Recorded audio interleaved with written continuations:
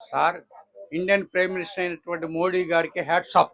దానికి కారణం ఏంటంటే మోడీ గారు తీసుకున్న నిర్ణయం చాలా బాగుంది. నేను ఆనాడే పహల్గామ్‌లో జరిగినటువంటి దాడికి అప్పుడే వీళ్ళందరినీ ఇలా బ్లాస్ట్ చేసేయాలి.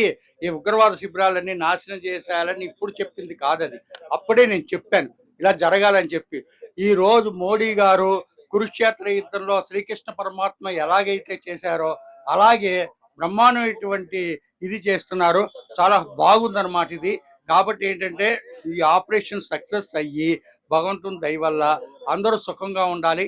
ఇవాళ యుద్ధ ప్రాతిపదిక మీద కూడా ఇవన్నీ చేస్తానని చెప్పి మోడీ గారు చెప్పారు. Very good. ఎంతో చాలా బాగుంది. ఇలాగే మనకేంటంటే ప్రజలకి రక్షణ కల్పించాలండి. ఇప్పుడు టూరిస్టులు ఉన్నారు. పాపం వాళ్ళు అన్యం పుణ్యం ఎరగనటువంటి వాళ్ళు. వాళ్ళు ఎక్కడెక్కడికో సరదాగా వెళ్దామని చెప్పిస్తున్నారు. వీళ్ళు కేవలం ఏంటంటే టూరిస్ట్ సెంటర్‌ని, దేవాలయాల్ని, పార్కుల్ని, మాల్స్‌ని ఇలాంటివన్నింటినీ కూడా వీళ్ళు సెలెక్ట్ చేసుకుంటున్నారు. ఇప్పుడు కూడా మనం ఎంత ఎలర్ట్‌గా ఉండాలంటే అంత ఎలర్ట్‌గా ఉండాలి.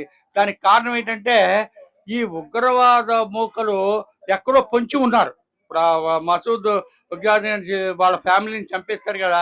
అతను పగబట్టుకొని ఉన్నాడు. కాబట్టి ఏంటంటే మనము చాలా వరకు కూడా చాలా అలర్ట్‌గా ఉండి వీలైనంత వరకు అందరూ కూడా ప్రజలు వీలైనంత వరకు కూడా కొద్దిగా కొన్ని తగ్గించుకోవాలి.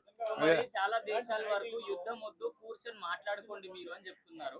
సో కూర్చొని మాట్లాడాలంటారా లేకపోతే యుద్ధం చేయాలంటారా? అది అమెరికా వాళ్ళందరూ కూడా అమెరికా వాళ్ళు మేము సరిహద్దు కుదురుస్తాము, మేము మధ్యవర్తిగా ఉండి చేస్తాము అని చెప్పారు. కానీ వీళ్ళు ఏంటంటే ఈ ఉగ్రవాద మూకలు దొంగ దెబ్బ కొడుతున్నారు వీళ్ళు. మామూలు ఇలాంటి ఇది కాదు. అన్యాయంగా అక్రమంగా హిందువుల్ని వాళ్ళని టార్గెట్ చేసుకుని వీళ్ళు రెచ్చగొడుతున్నారనమాట.